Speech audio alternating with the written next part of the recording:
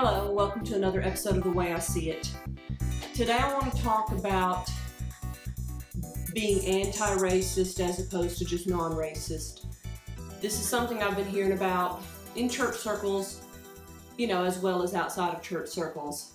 And as always in church circles, people get worried that we're talking about placing social justice as some sort of saving grace rather than the gospel. That we're talking about just dealing with systemic things rather than heart change. I don't want to endorse that because I don't believe that we should do that. I think we should focus on heart change first. As I've said in a previous video, which I'll link to right here, go back to the previous episode, number 18, and then the one before that, number 17. I'm talking about the foundation being biblical justice and then adding social justice elements onto that. But with that in mind, even when we focus on true biblical biblical gospel and the justice that comes out of that, we can see in Scripture how it calls us to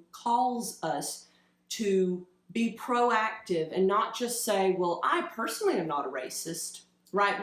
We believe that in other respects we should be active, right? We don't support abortion. If you don't support abortion, some people may be like, I just personally don't support abortion, but I don't really care, about the laws or what other people want to do.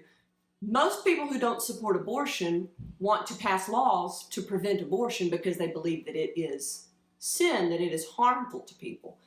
They don't want it to persist. So you can see that passing measures to help level the playing field and give equal rights is something that we would be called to do as well as Christians. Now, of course, this is where we get into muddy water because some people say, well, the Democrats are doing that because they pass things that help those most in need, help those in poverty. While others say that no, Republican measures are the ones that are, pro-capitalism, and that's going to be the most effective way to help, people come out of poverty. And since most of those are minorities, they should be wanting to vote for the Republicans or, the conservatives.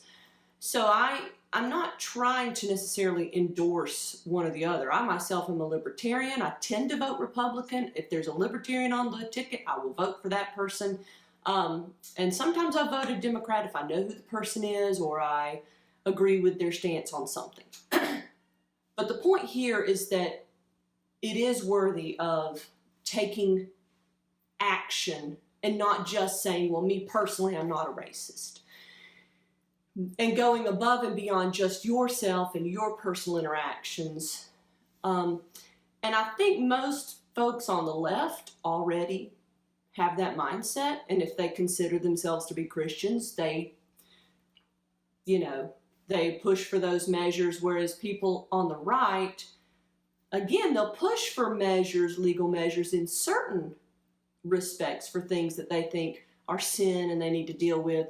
But for some reason, race relations isn't one of those. They tend to then take race down to just this interpersonal level.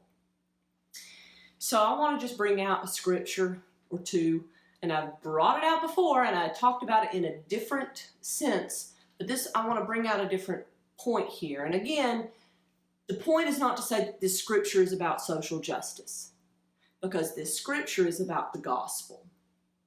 But there's something about what happens here that can be applied, right? We see this all through the Bible. We see a specific event, and we weren't there for that specific event, and we may not want to take it out of context, but we can find a truth about it that we can apply to our lives now.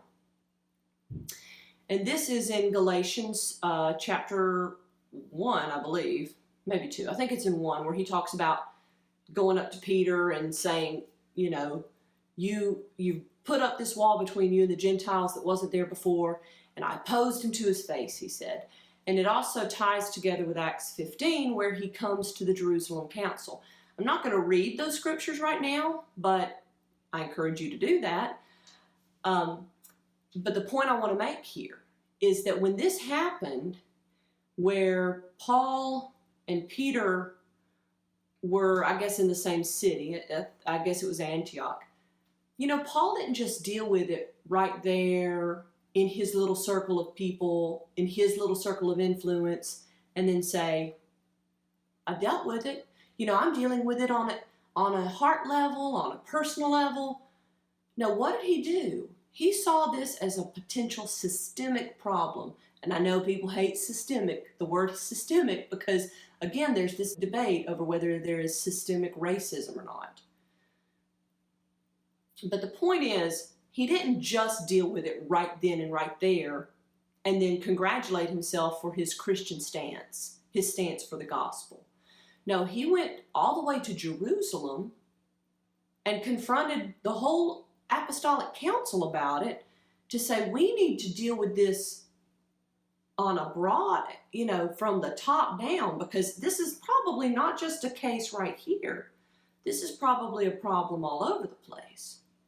So that's my point, really, is that apply that truth to even how you deal with race issues in your life. Is there something you need to go talk to your pastor about regarding your entire way of handling race issues within your church, or ministries within your church, how those help or neglect other races? Is there something you need to call your local representative about? Are there measures that you need to support? Is there a Bible study you need to introduce to your church? I mean, just think beyond just me and how I relate to people. And, oh, I'm not a racist, so, you know, that's the best I can do. Try to think, is there a higher level I can go to help this issue? And again, I'm going to wrap it up by saying I'm not endorsing social justice to fix all the ills of our society, because I know that we could achieve racial equality for everybody and all these racially equal people could go to hell because we didn't share the gospel. The gospel has to be first. It has to be the foundation, the reason that we want to strive for social justice or equality, racial reconciliation. It has to be because, just like it was for Paul and Peter, it has to be because of what God has brought down, you know, what Jesus has brought down through his crucifixion. Try to use some judgment and discernment, because certain aspects of that really only make sense in the church. Certain aspects of the idea of racial reconciliation and unity within the body only really can apply in the body, and before we can worry about the outside world. But the point is, we again, going back to abortion, we don't just say, well, in our church, we really don't support abortion, but we don't care about the laws of the land regarding abortion, right? We do care about the laws of the land. So therefore, care about the laws of the land in regards to any sort of injustice. Start with yourself, start with your friends, expand to your church. Maybe then look, you know, to local legislators and law enforcement. Go take those Christian ideals to the broader society. So that's my word for today. I hope it made sense. I really want to inspire people to just not sit back and just be comfortable patting themselves on the back for what they themselves are doing in their own hearts. I want to inspire you to do something more. Again, keeping it centralized to spreading the gospel first, but not being afraid to step beyond that and try to see greater change take place as regards racial relations, racial reconciliation. Thank you for watching, and I hope you have a blessed day. Please leave me a comment, and please subscribe and watch some of my other videos. Thank you.